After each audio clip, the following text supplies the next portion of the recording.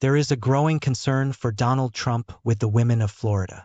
According to the results of a recent poll, women in Florida are becoming a challenge for former President Donald Trump's hopes of moving into the White House. According to a new poll that was released on Wednesday by the Political Communication and Public Opinion Research Lab, Pollcom Lab, of Florida Atlantic University, FAU, Vice President Kamala Harris has a 10-point lead over Trump among female voters in the state that the former president grew up in. The poll found that 53% of female voters supported Harris, while 43% supported Trump. In the month of April, 48% of women in Florida voted for Joe Biden for president.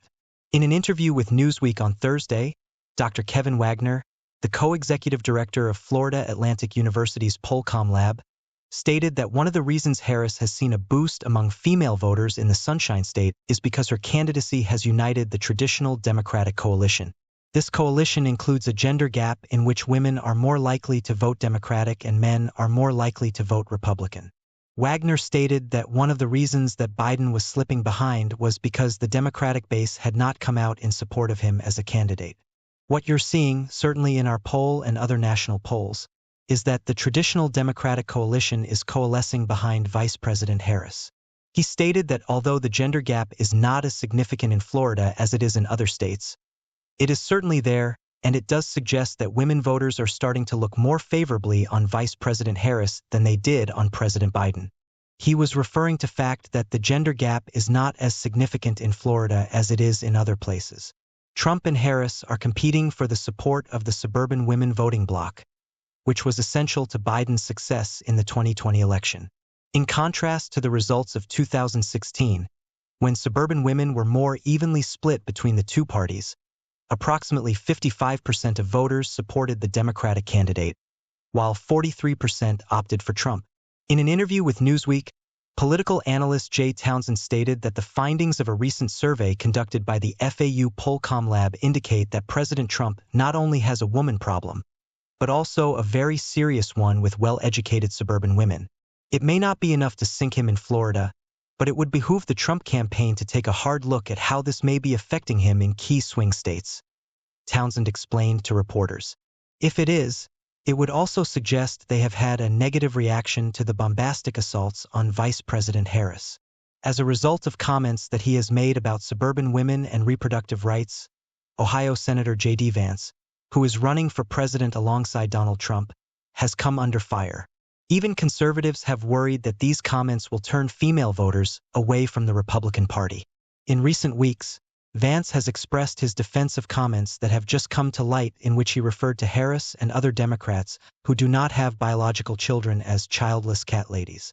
Her husband, Second Gentleman Doug Emhoff, is the stepmother of 2 children that he shares with his ex-wife. Harris is the grandmother of these children. In addition, Vance stated to Fox News on Wednesday that suburban women are not excessively concerned about reproductive rights and are instead concentrating on normal things, such as inflation, supermarket prices, and public safety. The Republican strategist Alex Patton stated in an interview with Newsweek that the increase in support for Harris among women in Florida demonstrates the momentum that her campaign has been able to maintain 3 weeks after Biden resigned from his position as the Democratic nominee and endorsed his vice president. Patton stated that one of the most significant signs that the Trump campaign would be faced with difficulties would be the amount of money that they would spend on a state like as Florida, which the former president won in 2020 with 51.2% of the vote. With a margin of 3.4 points, Trump won the most recent presidential election in Florida since 2004. This is the greatest margin in any presidential election in the state. If you see the Trump campaign being forced to spend resources in what was considered a solid red Florida, that would indicate a massive concern and an expanding electoral map, Patton explained to reporters. The larger concern is, does Trump become a drag on down-ballot races, such as the U.S. Senate race in Florida? Richard Wagner made the observation that there is increasing evidence that this race could be competitive in November. Despite the fact that Republican Senator Rick Scott continues to lead Democrat Debbie Mucarsel-Powell by 4 points, with 47% to 43% among likely voters, Wagner made this observation. Even while Scott has a significant amount of support from male voters, almost 54%, female voters are more inclined to support Mukersel Powell, who has about 49% of the vote. This is in contrast to the fact that just 40% of women support Scott. Moreover, this year in Florida, there is an abortion amendment that will be on the ballot. Democrats are hoping that this amendment would increase voter turnout in a way that is favorable to Harris. A proposition that would ensure that no law would prohibit abortion before viability will be put to a vote in November, and people in the state will either vote yes or no on the measure. A survey conducted by the FAU Polcom Lab indicated that 59% of women are in favor of the amendment, but just 54% of males are in favor of it. In addition, 80% of Democrats, 59% of independents, and 35% of Republicans are willing to support the amendment. They're hoping that while voters are at the polls, they'll also vote for some of the candidates, including Harris, Wagner explained to reporters. Now the question is, how big of a difference will that make? The state of Florida has a tendency to trend to the right.